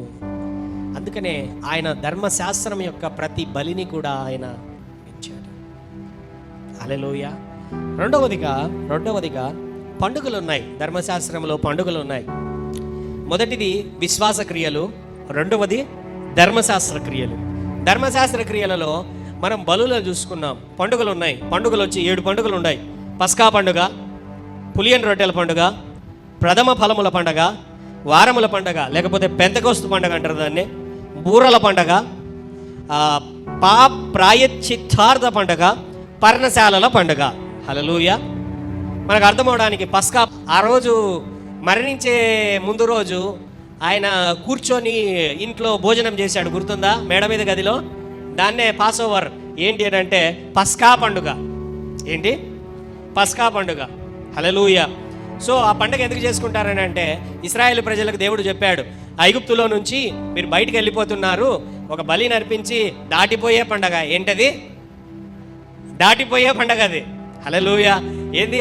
శాపములో నుంచి, చీకటిలో నుంచి, ఏంటి, వాళ్ళ ఐగుప్తు దేశంలో నుంచి దాటిపోతున్నారు కాబట్టి పాస్ ఓవర్ అంటే దాటిపోయేటువంటి పండుగ. పస్కా అనేటువంటి తెలుగులో అర్థం వచ్చేటువంటి విధంగా ఆ పండుగను చేసుకునేటువంటి వారు. చాలా పండుగలు ఉన్నాయి. పులియని రొట్టెల పండుగ. ఏంటది? ఈ పులియని రొట్టెల పండుగ కూడా అదే టైంలోనే చేసుకుంటారు. మామూలుగా ఆ రొట్టెలు పులియకూడదు అని చెప్తారు, చూసారా? ఆ పులియని రొట్టె అని బైబిల్లో ఉంది, చూసారా? ఈ పులియని రొట్టెల పండుగ. ప్రథమ ఫలముల పండుగ. హల్లెలూయా. ఏంటది? మనం పంట కోసినప్పుడు ప్రథమ ఫలము ఏం చేసుకుంటారంటే తీసుకొని వచ్చి దేవుని సన్నిధిలో సమర్పించేవాళ్ళు. వాళ్ళు ధాన్యాన్ని అంతా కూడా మొదటగా ఫస్ట్ కోసి బెస్ట్ దాన్ని తీసుకొని వచ్చి దేవుని ఎదుట సమర్పించేటువంటి వారు. పెంతెకొస్తు పండుగ అంటే యేసు ప్రభు మరణించి తిరిగి లేచినటువంటి తర్వాత, సో 50వ రోజున, లేకపోతే పాత నిబంధనలో దీనికంటే ఒక ప్రత్యేకమైన ప్రాముఖ్యత ఉంటుంది, పెంతెకొస్తు పండుగ. లేకపోతే బూరల పండుగ. ఏంటిది? బూరల పండుగ. ట్రంపెట్స్ అని అంటారు. ప్రతి పండగలోనూ యేసయ్య ఉన్నాడండి. ఆ సమయం ఉన్నప్పుడు ఎప్పుడైనా తీసుకుందాం. ప్రతి పండగలో యేసయ్య ఉన్నాడు. ప్రతి పండగను కూడా యేసయ్య నెరవేర్చాడు. ప్రాయశ్చిత్తార్థ పండగ, ద డే ఆఫ్ అటాన్మెంట్. సంవత్సరానికి ఒక రోజు జరుగుతుంది. అందరూ కూడా యాజకుని దగ్గరకు వస్తే యాజకుడు వారి పాపముల నిమిత్తమై ఆ రోజు, ఆ పండగ రోజు ఏం చేశాడనంటే అందరి నిమిత్తమై రక్తమును అతి పరిశుద్ధ స్థలంలోనికి తీసుకొని వెళ్ళి అక్కడ ప్రాయశ్చిత్తం చేస్తాడు. ఈరోజు చెప్పేటువంటి విషయాలు మీకు కొంచెం బోర్ కొట్టించినా కూడా ఇంట్రెస్ట్గానే ఉంటాయి. హల్లెలూయా. అయితే తప్పకుండా వినాలి. చివరిగా ఎందుకు ఈ విషయాలు అనేటివన్నీ కూడా నేను తీసుకొని వస్తున్నాను అనేది, యేసుకు మనకు ఎంత అవసరము అనేటువంటి విషయాన్ని మీకు ఈరోజు పంచుకోబోతున్నాను. ఎందుకంటే మనం ముందుకు సాగుతున్నాం. ఈ యొక్క సిరీస్లో నా ఉద్దేశం ప్రకారం అతి ప్రాముఖ్యమైన సందేశం ఇది. హల్లెలూయా. సో తర్వాత ఏంటి అంటే, ఆ తర్వాత ఒకటి పర్ణశాలల పండగ. ఏంటది? గుడారాల పండగ అని చెప్పి అప్పుడప్పుడు హోసన్నా మినిస్ట్రీస్ వాళ్ళు నిర్ణయిస్తూ అంటారు, చూసారా? గుడారాల పండగ అని. దీన్నే పర్ణశాలల పండగ అని బైబిల్ చెప్తుంది. గుడారాల పండగనే. హల్లెలూయా. కొంతమంది ఇప్పటికీ కూడా పస్కా పండగ చేసే వాళ్ళు కనపడతారు మనకు. ఆ తర్వాత ప్రథమ ఫలముల పండగ కొన్ని చర్చెస్లో చేసే వాళ్ళు కనపడతారు. ఆ తర్వాత పెంతెకొస్తు కామన్గా ఎక్కడైనా జరుగుతుంది. బూరల పండగ అయితే ఎవరు చేసుకోరు, ఆ బూరలు ఊదుతుంటారండి కొన్ని చోట్ల. తర్వాత వచ్చి ప్రాయశ్చిత్తార్థ పండగ చేయకూడదు. ఎందుకనంటే యేసయ్య చేసేసాడు, చేయడానికి ఇంకా అవకాశం లేదు. హల్లెలూయా. తర్వాత వచ్చి గుడారాల పండగ అని చెప్పి ఆరాధించుకోవడానికి, గణపరచుకోవడానికి కొంతమంది చేస్తూ ఉంటారు, తప్పేం లేదు. అయితే మనకైతే ఎన్ని పండుగలు ఉన్నాయి మనకు క్రైస్తవులకి? ఎన్ని? గట్టిగా చెప్పండి, గట్టిగా చెప్పండి. బైబిల్లో లేవేవి?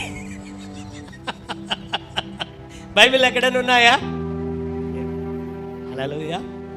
అయితే బైబిల్ ఏంటి అని అంటే, మనము కూడా, క్రైస్తవులమైన మనము కూడా కొన్ని ఆచరించుకోవడానికి ఏర్పాటు చేసుకున్న పండుగలవి. ఏవి? గుడ్ ఫ్రైడే కానీ, ఈస్టర్ కానీ, క్రిస్మస్ అనేది ఏంటి?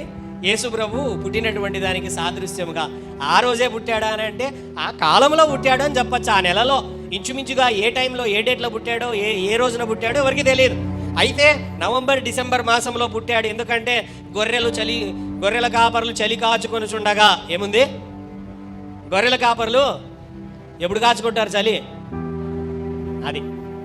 హల్లెలూయా. గుర్తులు అన్నమాట కొన్ని, అంతే. ఆ గుర్తులను బట్టి ఆ సమయాన్ని క్యాలిక్యులేట్ చేసుకున్నారు. ఆ తర్వాత ఈస్టర్, గుడ్ ఫ్రైడే అనేది డేట్స్ మారుతుంటాయి. ఒకే రోజు చేయరు. చూడండి, అవి డిసెంబర్ 25 మాత్రమే క్రిస్మస్ డే సెలబ్రేషన్ చేసుకుంటారు, యేసుప్రభు పుట్టిందని. అయితే ఈస్టర్ కానీ, గుడ్ ఫ్రైడే కానీ ఇవి దేని దగ్గర పెడతారు అని అంటే, బాగా గమనించండి. యూదులు ఎప్పుడైతే పస్కా చేసుకుంటారో ఆ రోజే గుడ్ ఫ్రైడే. పస్కా పండుగ ఏ రోజు అయితే వాళ్ళు చేసుకుంటున్నారో ఆ రోజు, ఎందుకంటే పస్కా రోజునే కదా ఆయన. హల్లెలూయా. ఆ రోజు తర్వాత ఆయనను గుడ్ ఫ్రైడే అంటే వాళ్ళు ఒక రోజు ముందుగా పస్కా చేసుకుంటారు. పస్కా రోజు తర్వాత ఆ ఇంచుమించుగా పడేటట్లు వాళ్ళ రోజు ఎప్పుడు, యూదుల రోజు ఎప్పుడు స్టార్ట్ అవుతుందో తెలుసా? సాయంత్రం 6 గంటలకి. ఎన్ని గంటలకి? మన తెలుగు క్యాలెండర్ అని వస్తుంది చూడండి అండి. తెలుగు సంవత్సరాది అని చెప్పి తదియా, విధియా అన్ని చెప్తారు కదా. అట్లా కూడా యూదులకు ఒక క్యాలెండర్ ఉంది. ఆ క్యాలెండర్ ప్రకారము ఉదయం 12 గంటల నుంచి రాత్రి 12 గంటల వరకు డేట్లు వేయరు వాళ్ళు. హల్లెలూయా. అంటే రాత్రి 12కు మొదలవుతుంది కదా డే. మనకు ఈరోజు ఎంత డేట్? 22. 23 ఎప్పుడు మొదలవుతుంది? ఈరోజు రాత్రి 12 తర్వాత మొదలవుతుంది, అవునా కాదా? 23. కానీ వాళ్ళకి డేట్ అట్లా ఉండదు. సాయంత్రం 6 గంటలకే ఇంకో రోజు కౌంట్ చేసుకుంటారు వాళ్ళు. ఇంగ్లీష్ క్యాలెండర్ వేరు, యూదుల క్యాలెండర్ వేరు. సాయంత్రం 6 గంటలకే వాళ్ళకు ఏంటి అని అంటే ఆ విశ్రాంతి దిన ప్రారంభము. ఎప్పుడు? విశ్రాంతి దిన ప్రారంభము. హల్లెలూయా. సో వాళ్ళకి గురువారం సాయంత్రమే పస్కా స్టార్ట్ అయ్యింది. గురువారం రాత్రి ఆయనకు పస్కా భోజనం చేశాడు. గురువారం రాత్రి ఆయన ఎత్తుకుపోయారు. శుక్రవారము మధ్యాహ్నం లోపల ఆయనను సిలువ వేశారు. అలాగే కౌంట్ చేసుకుంటారు. కాబట్టి అది పస్కా దినముగా ఇప్పుడు ఉన్నటువంటి క్యాలెండర్ ప్రకారం, యూదుల క్యాలెండర్లో ఏ రోజైతే పస్కా వస్తుందో ఆ రోజునే మనం గుడ్ ఫ్రైడేగా చేసుకుంటాము. ఆ తర్వాత వచ్చేటువంటి ఆదివారాన్ని ఈస్టర్గా మనం సెలబ్రేట్ చేసుకుంటాం, అంతే. హల్లెలూయా. బాగా గమనించండి నేను చెబుతున్నటువంటి మాటలు. అయితే ప్రతి క్రైస్తవుడు కూడా ఒక పండగ ఆచరించాల్సిందే. ఒక వాక్య భాగంలోనికి వెళ్దాం. మొదటి కొరింథీ 5వ అధ్యాయం 7వ వచనంలో, మొదటి కొరింథీ 5వ అధ్యాయం 7వ వచనంలో ఏమున్నదంటే, మీరు పులిపిండి లేనివారు గనుక కొత్త ముద్ద అవుటకై ఆ పాతదైన పులిపిండిని తీసి పారవేయుడి. ఇంతేకాక క్రీస్తు అని మన పస్కా పశువు వధింపబడెను కనుక పాతదైన పులిపిండితోనైనను దుర్మార్గతయు దుష్టత్వమునను పులిపిండితోనైనను కాకుండా నిష్కాపట్యమును సత్యమును పులియని రొట్టెతో పండగ. ఏముంటున్నది? అయ్యా, మంచి బుద్ధితో, ఆత్మీయతతో ప్రతిరోజు పండగ చేసుకోండి. హల్లెలూయా. ఇంకా సాదృశ్యంగా చెప్పాలి అని అంటే, బైబిల్లో 2 ఆచార సాంప్రదాయాలు పండగలు పెట్టబడ్డాయి. మొదటిది బాప్తిస్మము, రెండవది బల్ల. హల్లెలూయా. ప్రతి క్రైస్తవుడు ఆచరించాల్సిన పండగలు, ఆచారాలు, సాంప్రదాయాలు ఏవైనా ఉన్నాయి అని అంటే, మొదటిది బాప్తిస్మము, రెండవది ప్రతి క్రైస్తవుడు కూడా బాప్తిస్మం ఒక్కసారే. హల్లెలూయా. పాస్టర్ గారు సంవత్సరం తీసుకుంటానండి నేను బాప్తిస్మము. నేను పాపాలు కడుక్కోవడానికి తీసుకుంటున్నావా, యేసును అంగీకరించి తీసుకుంటున్నావా అని అర్థం కాదు. యేసును నీ స్వంత రక్షకుడిగా, నీ పూర్ణ స్వస్థ బుద్ధితో, ఆయన తప్ప ఇంకా వేరే ఏ దేవుడు లేడు నా జీవితంలో, ఆయనే నా పాపములను క్షమించేటువంటి వాడు. ఆయన కొరకు నేను బ్రతుకుతాను. ఎవరి బలవంతం మీద కాకుండా నా ఇష్టపూర్వకంగా తీసుకున్నట్లయితే, ఆయన నీ కొరకు మరణించాడని, తిరిగి 3వ దినమున లేచాడని నువ్వు నమ్మినట్లయితే, నువ్వు ఒక్కసారి బాప్తిజం తీసుకుంటే చాలు. ఇంకా బాప్తిజం ఎవడిచ్చినా సంబంధం లేదు, ఎవరో ఒకరిస్తారు అంతవరకే.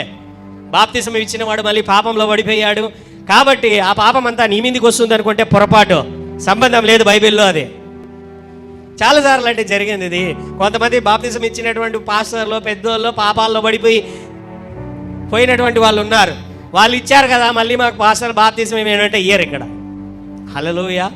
బాప్తిస్మము తండ్రి కుమార పరిశుద్ధాత్మ నామములో నీట మునిగి నువ్వు పైకి లేచున్నావు. ఇచ్చిన వారు కౌంట్ కాదు, తీసుకున్నటువంటి వారే. నీ హృదయము దేవుని ఎదుట నిష్కలంకంగా తీసుకున్నట్లయితే అది చాలు. హల్లెలూయా, హల్లెలూయా. అందుకే పాపాలు ఉన్నాయ్యా, బల్లలో పాలు పొందేటప్పుడు అయ్యా నా పాపాలను క్షమించు అని యేసు రక్తం కిందికి వచ్చి నువ్వు బలలో పాలు పొందితే రాకడలో నిన్ను జ్ఞాపకం చేసుకుంటాడు. హల్లెలూయా. ఏం చేశాడు ఆయన? రాకడలో అయ్యా నీ శరీరమును తిని నీ రక్తమును త్రాగువాడే నిత్య జీవము కలిగిన వాడు అంత్యదినమున. ఎప్పుడు? ఆయన రాకడొచ్చేదే అంత్యదినం. ఆ రోజున ఆయన నిన్ను జ్ఞాపకం చేసుకుని పైకి లేపుతానని ఆయన చెబుతున్నాడు. కాబట్టి బాప్తిస్మం ఒక్కసారే, బల్ల మాత్రము ఇచ్చిన ప్రతిసారి తీసుకోవలసినదే, అవకాశం ఉన్న ప్రతి చోట తీసుకోవలసినదే. హల్లెలూయా. నీ స్నానం చేయలేదు పాస్టర్ గారు, పర్వాలేదు, తీసుకోవచ్చు. హల్లెలూయా. అర్థమవుతున్నదే అంటే నేను చెబుతున్నది? కాబట్టి గమనించాలి ఈ మాటలను. హల్లెలూయా. బాప్తిస్మము. సో అయితే ఏం జరిగిందంటే, యేసయ్య ఈ పండుగలను, ఈ ధర్మశాస్త్రాన్ని యేసయ్య సిలువలో తన మేకులకు కొట్టి మన మీద ఉన్న పాపపు పత్రాన్ని కూడా, ఏ పత్రాన్ని? మనకంటూ ఒక లెక్క ఉంది, చిట్టా అంటారు చూసారా, పాత దినాల్లో పాత చిట్టాను కూడా ఆయన ఏం చేశాడు? ఆయన క్లీన్గా ఆయన రక్తంతో ఏం చేశాడు? హల్లెలూయా. నీ పేపర్ ఇప్పుడు పోయి నువ్వు చూసుకున్నావు అంటే నీ పాపాలు అనేటివే ఉండవాడా? హల్లెలూయా. ఏం చేశాడు ఆయన? నీటిగా ఆయన పరిశుద్ధ రక్తంతో ఏం చేశాడు? కడిగి వేశాడు, తుడిచి వేశాడు, కొట్టి వేశాడు. హల్లెలూయా. ఏం చేశాడు ఆయన? హల్లెలూయా. పాస్టర్ గారు, ధర్మశాస్త్రం అనేది ఇక కొట్టివేయబడింది. ధర్మశాస్త్ర క్రియలు అనేవి, పండుగలు ఎవరైనా చేసుకుంటున్నారా? ఇక్కడ ధర్మశాస్త్రంలో ఉండే పండుగలు ఎవరైనా చేసుకుంటున్నారా? పోనీ ఆచారం ఎవరైనా ఫాలో అవుతున్నారా? హల్లెలూయా. లేకపోతే ధర్మశాస్త్రంలో ఉన్న ఆజ్ఞలు ఎవరైనా ఫాలో అవుతున్నారా? హల్లెలూయా. కొత్త నిబంధనలో 2 ఆజ్ఞలు ఇచ్చినాడు, మళ్ళీ పంచుకుంటా. రెండే ఇచ్చాడు ఆయన. ఏంటంటే, నీ పూర్ణ హృదయంతో, పూర్ణ బలముతో, పూర్ణ మనస్సుతో నీ ప్రభు అయిన దేవునిని సేవించుము, ఆరాధించుము, వెంబడించుము. మొదటిది. హల్లెలూయా. రెండవది నిన్ను వలే. ఈ 2 ఆజ్ఞలు ఇచ్చేశాడు అంతే ఆయన, ఇంకేమీ ఇలా. ఇంకొకటి ఉంది, ఏంటి అని అంటే, విగ్రహములకు అర్పించినది, వ్యభిచారములో పాలు పొందుకము. విగ్రహములకు అర్పించినది అది మొదటి ఆజ్ఞలోనే వచ్చేస్తుంది. పూర్ణ హృదయంతో నువ్వు ఫాలో అవుతున్నావంటే దీన్ని ఫాలో అవ్వాల్సిందే కదా. నిన్ను వలే నీ ఎదుటివాడిని ప్రేమించుము అని అంటే నువ్వు వ్యభిచారం చేయవు కదా. హల్లెలూయా. కాబట్టి ఈ ఆజ్ఞలు అనేటివన్నీ కూడా, ఈ 10 ఆజ్ఞలన్నీ కూడా 2 ఆజ్ఞల్లో కలిపేశాడు దేవుడు. చాలా తెలివిగా చేశాడు దేవుడు, చాలా స్మార్ట్గా. హల్లెలూయా. అంతే కదండి, ఆలోచించండి మీరు. ఏ 10 ఆజ్ఞలు ఉన్నాయో అన్ని ఆజ్ఞలు కూడా, నీ తల్లిదండ్రులను సన్మానించాల్సిందే, నీ స్నేహితుడిని జాగ్రత్తగా వాళ్ళ భార్యలతో ఈ తప్పులు కానీ ఏమి కానీ చేయకోకుండా ఏం చేయాలి? నిన్ను వల్లే నీ ఎదుటి వారిని ప్రేమించానంటే నువ్వేం కోరుకుంటావు? నీ స్నేహితుడు నమ్మకంగా ఉండాలని కోరుకుంటావా లేదా? అందుకని దేవుడు కలిపేశాడు అన్నీ కూడా. హల్లెలూయా. కాబట్టి పాస్టర్ గారు, ధర్మశాస్త్రం కొట్టివేయబడింది. హల్లెలూయా. కొట్టివేయబడిందా లేదా? ఫాలో అవ్వాల్సిన పని లేదు. అయితే విశ్వాస క్రియలు చెప్పండి గట్టిగా, ఉన్నాయా లేవా? ఉన్నాయా లేవా? ఉన్నదా లేదా చెప్పండి గట్టిగా. విశ్వాసము క్రియను కోరుకుంటుంది. హల్లెలూయా. విశ్వాస క్రియలు ఎప్పటికీ నిలిచే ఉన్నాయి. హల్లెలూయా. విశ్వాస క్రియలు ఎప్పటికీ నిలిచే ఉన్నాయి. ధర్మశాస్త్ర క్రియలు కొట్టివేయబడ్డాయి. మన పేపర్ అంతా కూడా క్లీన్ అయిపోయింది కదా. ఇప్పుడు అయిపోయిందా లేదా? ఆ పేపర్లో కొన్ని మళ్ళీ రాయాలంటున్నాడు దేవుడు. హల్లెలూయా. మళ్ళీ రాయాలంటున్నాడు. ఏం రాయాలంటున్నాడో తెలుసా? బైబిల్లో ఒక వాక్య భాగానికి వెళ్దాం మనం. ఇంకొక చిన్న విషయాన్ని చెప్పడం మర్చిపోయాను.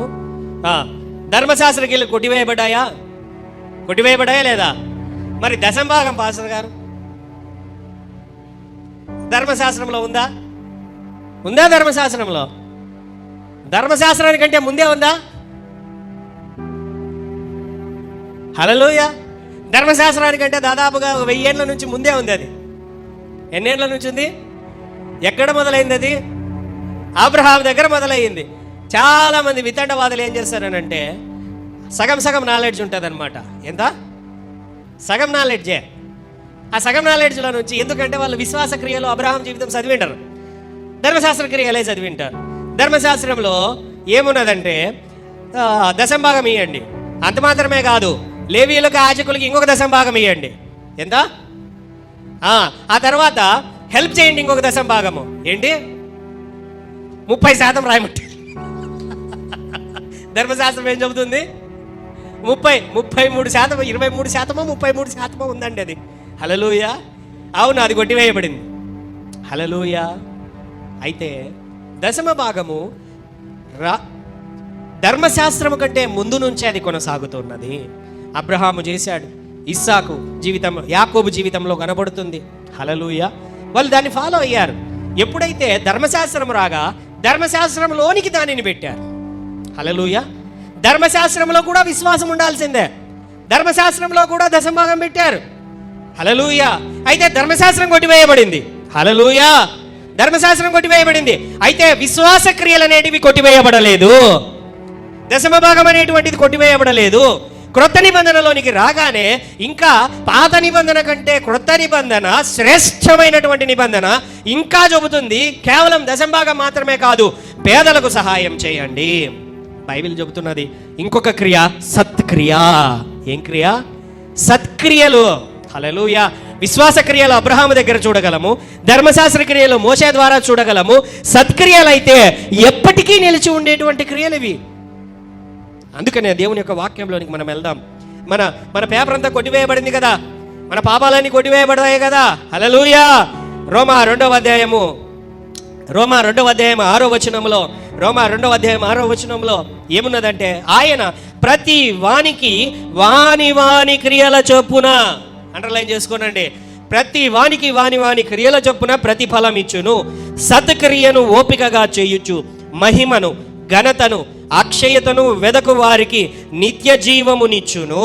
అలాగే ఎఫెసీ 2వ అధ్యాయం 8వ వచనంలో, ఎఫెసీ 2వ అధ్యాయం అందరూ కూడా తెరవాలి. ఎఫెసీ 2వ అధ్యాయం 8వ వచనంలో, మీరు విశ్వసించిన వారై కృపచేత రక్షింపబడి ఉన్నారు. ఇది మీ వలన కలిగినది కాదు, దేవుని వరమే. అది క్రియల వలన కలిగినది కాదు గనుక ఎవడునూ అతిశయపడ వీలు లేదు. మరియు వాటి యందు మనము నడుచుకొనవలెనని దేవుడు ముందుగా సిద్ధపరిచిన, దేవుడు ముందుగా సిద్ధపరిచిన సత్క్రియలు చేయుటకై, అండర్లైన్ చేసుకోనండి, సత్క్రియలు చేయుటకై మనము క్రీస్తు యేసునందు సృష్టింపబడిన వారమై ఆయన చేసిన పని అయి ఉన్నాము. హల్లెలూయా. అలాగే తెరవాల్సిన పని లేదు, చదువుతాం. మత్తయి సువార్త 5వ అధ్యాయం 16వ వచనం. మత్తయి సువార్త 5వ అధ్యాయం 16వ వచనంలో, మనుష్యులు మీ సత్క్రియలను చూచి పరలోకమందున్న మీ తండ్రిని మహిమపరచునట్లు వారి ఎదుట మీ వెలుగు ప్రకాశింపజేయుడి. హల్లెలూయా. యేసయ్య, పౌలు ఎఫెసీయులకు రాసిన పత్రికలో, రోమా రాసిన పత్రికలో యేసయ్య కూడా మత్తయి సువార్త 5వ అధ్యాయంలో ఏం చెబుతున్నాడనంటే, అయ్యా విశ్వాస క్రియలు ఉన్నాయి, అయితే ధర్మశాస్త్ర క్రియలు కొట్టివేయబడ్డాయి, పండుగలు కొట్టివేయబడ్డాయి, ఆచారాలు కొట్టివేయబడ్డాయి, క్రియలు కొట్టివేయబడ్డాయి, ఆజ్ఞలు కొట్టివేయబడ్డాయి. హల్లెలూయా. అయితే మీ విశ్వాసము ద్వారా అబ్రహాము ఏ విధముగా అయితే విశ్వాసం ఉంచాడో, ఇప్పుడు మీరు కూడా నా మీద విశ్వాసం ఉంచుతున్నారు కాబట్టి మిమ్మల్ని నేను, అబ్రహాము ఏ విధంగా నీతిమంతుడయ్యాడో మిమ్మల్ని కూడా నేను నీతిమంతునిగా చేయుచున్నాను. హల్లెలూయా. వి సర్పాస్డ్ ద లా. మనము ధర్మశాస్త్రానికి ప్రత్యేకముగా ఉన్నటువంటి వారము. ధర్మశాస్త్రము మనకు సంబంధం లేదు, ధర్మశాస్త్రము కింద ఉన్నటువంటి వారము కాదు. హల్లెలూయా. మనము విశ్వాసము ద్వారా అబ్రహాము ద్వారా, అబ్రహాము విశ్వాసపు లైన్లోనికి వచ్చిన వాళ్ళమే కానీ మోషే ద్వారా వచ్చినటువంటి ధర్మశాస్త్రం లైన్లోనికి వచ్చిన వాళ్ళం కాదు. హల్లెలూయా. ఇంకొకసారి ఇంటికి వెళ్ళిన తర్వాత ఈ సందేశాన్ని మళ్ళీ పెట్టుకొని వినండి. ఆదివారంది లైవ్లో మళ్ళీ పెట్టుకొని వింటే మీకు ఇంకొకసారి అర్థమవుతుంది. హల్లెలూయా. మనము ధర్మశాస్త్రానికి సంబంధించిన వారం కాదు. ధర్మశాస్త్ర క్రియలు మన మీద ఎంత మాత్రము కూడా పని చెయ్యవు. అవి చేయాల్సినటువంటి పని లేదు, మనం చేయడం లేదు. హల్లెలూయా. అయితే యూదులకు రాశారు, అయ్యా ధర్మశాస్త్రం అనేది ఇక లేదు. ఇశ్రాయేల్ ప్రజలతో చెప్తున్నాడు పౌలు కానీ, యేసయ్య కానీ, శిష్యులు కానీ, ధర్మశాస్త్రం ఇంకా కొట్టివేయబడింది. పండుగలు మీరు చేయాల్సినటువంటి పని లేదు, లేకపోతే ఆచారాలను మీరు ఫాలో అవ్వాల్సినటువంటి పని లేదు, మీరు ఈ విధంగా రకరకాలైనటువంటి క్రియలు చేయాల్సిన పని లేదు. యేసులో అవన్నీ నెరవేర్చబడ్డాయి. ధర్మశాస్త్రమును కొట్టివేయడానికి యేసయ్య రాలేదు, ధర్మశాస్త్రమును ముగించడానికి. ఏం చేయడానికి? కంప్లీట్ చేసినట్లయితే అది ముగింపబడినట్లు. వాటికి ముగించడానికి ఆయన వచ్చాడు. కొట్టి అంటే చించివేయడానికి ఆయన రాలా, పూర్తిగా చదవడానికి ఆయన వచ్చాడు. హల్లెలూయా. ఏం చేశాడు? ఏం చేయడానికి వచ్చాడు ఆయన? మధ్యలో చించేయాల, ధర్మశాస్త్రాన్ని పట్టుకుని ఆయన చించేయాల, ధర్మశాస్త్రాన్ని పూర్తిగా చదివేశాడు, కంప్లీట్ చేసేసాడు, అయిపోయింది. హల్లెలూయా. కాబట్టి కంప్లీట్ చేసినటువంటి ఆయన దగ్గరకు మనం వెళ్దాం. శిష్యులందరూ కూడా అదే అంటున్నారు, యేసయ్య కంప్లీట్ చేశాడయ్యా, ఆయన దగ్గరికి వెళ్దాము. ఆయన దగ్గరికి వెళ్ళి ఆయన చెప్పే మాటలు వింటే చాలిగా మనము. హల్లెలూయా. ఆయన 2 ఆజ్ఞలు పెట్టాడు, పూర్ణ హృదయంతో, పూర్ణ మనస్సుతో, పూర్ణ బలముతో, పూర్ణ వివేకముతో నీ ప్రభు అయిన దేవునిని ఆరాధించుము, లోపడము, వెంబడించుము, ఆయనను నమస్కరించుము. ఆ తర్వాత నిన్ను వలె నీ పొరుగువానిని నీవు ప్రేమించుము. ఈ 2 ఆజ్ఞలలో ధర్మశాస్త్రం అంతయు. హల్లెలూయా. చాలయ్యా, ఇవి చెయ్యండి అయ్యా. ఈ ఆజ్ఞలు, ఈ పండుగలు, ఈ రక్తబలులు ఇంక అవసరం లేదు. యేసయ్యనే మనకు రక్తముగా తన రక్తమును అర్పించాడు, తన ప్రాణమును పెట్టాడు. మనకంతా ఈ ధర్మశాస్త్రమును బట్టి మనము నీతిమంతులు అవ్వాలంటే ఎన్నటికీ కాదయ్యా. 10 ఆజ్ఞలలో ఒక్కటి తప్పిపోయినా మనం మళ్ళీ పాపాత్ములమే. హల్లెలూయా. అందుకనే మనం ఎన్నటికీ కూడా ఆ ధర్మశాస్త్రమును చెయ్యలేము అని చెప్పి యేసయ్యనే ఆ ధర్మశాస్త్రమును చేశాడు, ముగించాడు, పాపమునంతా కూడా కొట్టివేశాడు. ఎవరైతే యేసు దగ్గరకు వచ్చారో వాళ్ళందరికీ కూడా ఆయన ఏదైతే ధర్మశాస్త్రమును ముగించి నీతిమంతుడుగా ఆయన మిగిలాడో ఆ నీతినంతా కూడా నీతి వస్త్రమును అందరికీ ధరింపజేయుచున్నాడు. హల్లెలూయా. ఆయన అధికారాన్ని కలిగి ఉన్నాడు. పాపములను కొట్టివేయుటకు అధికారం కలిగి ఉన్నాడు, పరిశుద్ధులుగా మార్చుటకు అధికారం కలిగి ఉన్నాడు, నీతిమంతులుగా మార్చుటకు అధికారం కలిగి ఉన్నాడు. అలాగైతే నేనేం చేయాలయ్యా? ఆయన యందు విశ్వాసం ఉంచుము. ఆ తర్వాత నేనేం చేయాలయ్యా? సత్క్రియలు చెయ్యుము. ఏమంటున్నాడు ఆయన? సత్క్రియలు. ఏంటయ్యా సత్క్రియలు? అన్నం లేని వానికి అన్నం పెట్టు, వస్త్రం లేని వానికి వస్త్రమి, చెరసాలలో ఉన్న వాని దగ్గరికి వెళ్ళి పలకరించు, 10 మందికి సువార్త ప్రకటించు, నీ నోటి మాటలు జాగ్రత్తగా పెట్టుకో, ఆత్మఫలము ఫలించు, కలహములు, మత్తతలు, ద్వేషములు, ఈ రకరకమైనటువంటి పాపములన్నీ పరిత్యజించు. హల్లెలూయా. బైబిల్ అదే కదా చెబుతున్నది. మంచి క్రియలు చెయ్యి. అవన్నీ నీ క్లీన్ చేసేసా కదా, ఆయన పరిశుద్ధ రక్తంతో పాపములన్నీ కడిగేశాడు కదా. సత్క్రియలు ఏం చేయమంటున్నాడు ఆయన? హల్లెలూయా. పరలోకమందు మీరు ధనమును కూర్చుకొనుడి. భూమి మీద ఎలా ధనాన్ని కూర్చుకుంటావు? 10 మందికి సహాయం చేయి, 10 మందికి యేసు వైపున నడిపించు, 10 మంది యొక్క కన్నీరును తుడుచు, 10 మందికి. హల్లెలూయా. నీ సామర్థ్యము కొలది, నీకు కలిగిన దాని కొలది నువ్వు చేయగలిగినటువంటిదంతా నువ్వు చెయ్యి. హల్లెలూయా. ఎప్పుడైతే నువ్వు ఇవి చేయుచు ఉంటావో, so many people in this world అండి. మొన్న the lady with the lamp, night Angel, ఆమె ఫ్లోరెన్స్ నైటింగేల్ యుద్ధ సమయంలో కొన్ని లక్షల మందికి కలరా అనే అంటువ్యాధి వస్తూ ఉంటున్నా, లేకపోతే మదర్ తెరిస్సా అనేటువంటి ఆమె ఎంత గొప్ప పరిచర్యలు చేశారు. వాళ్ళు రక్తములో కొట్టుమిట్టాడుతున్న వ్యాధులలో, రోగములలో కొట్టుమిట్టాడుతున్న కుష్టు రోగులైన, వ్యాధులైన అంతంత పెద్దవి చేయగలిగితే చెయ్యండి. కనీసం చేయలేము కాబట్టి కనీసం చేయగలిగినవి చెయ్యండి. హల్లెలూయా. హల్లెలూయా. గమనించండి, కరుణా హృదయం మనం కలిగి ఉండాలి, దయగలిగినటువంటి హృదయం మనం కలిగి ఉండాలి, చేయగలిగినటువంటి సహాయం చేయాలి, ఆతిథ్యము చేయాలి, రకరకాలైనటువంటి సత్క్రియలు, అనేకమైనటువంటి లోకంలో ప్రతి చోట సత్క్రియల గురించేనండి చెప్పేది. ప్రతి గ్రంథము చెబుతుంది సత్క్రియలు చేయమని. అయితే పాపము కడగగలిగినటువంటి గ్రంథం ఏదైనా ఉన్నది అని అంటే అది యేసు గ్రంథము మాత్రమే. హల్లెలూయా. మార్గం ఏదైనా మార్గాలు చాలా బోధిస్తాయి, మార్గాలు చాలా ఉన్నాయి. హల్లెలూయా. అయితే వెళ్ళవలసిన పరలోకానికి మార్గం ఏదైనా ఉన్నది అని అంటే అది యేసు మార్గము మాత్రమే. హల్లెలూయా. కాబట్టి విశ్వాస క్రియలను మీ సత్క్రియలను, యాకోబు పత్రికలో ఉంటున్నది కదా, అయ్యా విశ్వాసం కలిగి ఉండండి అని చెప్తావు. అయితే నువ్వు ఆకలితో ఉన్నవానికి అన్నం పెట్టకపోతే, చలితో ఉన్నవానికి వస్త్రం ఇయ్యకోకుండా ప్రేమ కలిగి ఉండు అని అంటే అదేం ప్రేమరా అంటాడు. ఏమంటాడు అది? ఆకలితో ఉన్నవాడు ఎవడైనా వచ్చి అయ్యా ఆకలి అయితే ఉంది అని అంటే తృప్తిగా ఉండు అన్నాం అనుకో. హల్లెలూయా. అర్థమవుతున్నదా నేను చెబుతున్నటువంటి మాటలు? మీ సత్క్రియలను ఓపికతో కొనసాగనీయడి. మీ విశ్వాస క్రియలు ఉన్నాయి. విశ్వాస క్రియలు అంటే ఏంటో తెలుసా? దేవుడు చెప్పిన మాటకు లోబడి ఆ మాట ప్రకారము వెళ్ళడం. హల్లెలూయా. ఇశ్రాయేల్ ప్రజల్ని ఈ యెహోషువ సమయంలోనే, మోషే సమయంలోనే, సంఖ్యాకాండం 13-14 అధ్యాయములలో మోషే పంపిస్తాడు, 12 మందిని ఎన్నుకో, అదిగో పాలు తేనెలు ప్రవహించే దేశానికి 40 రోజుల పాటు, ఎన్ని రోజులు తిరిగేసి ఒక రిపోర్ట్ తీసుకొని రండి.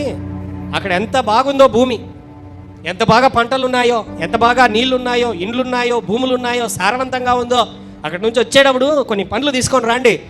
అప్పటికైనా మీరు చూసి కన్నులు తెరుచుకుంటే నన్ను సంతోషిస్తాను అని చెప్పి దేవుడు వాళ్ళని పంపిస్తాడు. అదంతా మీకు ఇవ్వబోతున్నాను, ఆ పంటను చూడండి, ఆ ధాన్యాన్ని చూడండి అని చెప్పి పంపిస్తాడు. అదంతా మీకు ఇస్తాను నేను, ఒకసారి ముందుగా పోయి చూసుకొని రాపోండి అని అంటే పోతారు 12 మంది. 12 మంది 40 రోజుల తర్వాత ఒక ద్రాక్ష గెలని, ఏ గెలని చెప్పండి, మనం ఎట్లా తీసుకొస్తామండి చెప్పండి? ఒక ద్రాక్ష గెలని 2 కట్టె మీద కట్టుకొని వచ్చారంట. ఎలాగా? అహోం అని మోసుకొని పోతుంటారు చూడండి రాజుల కాలంలో.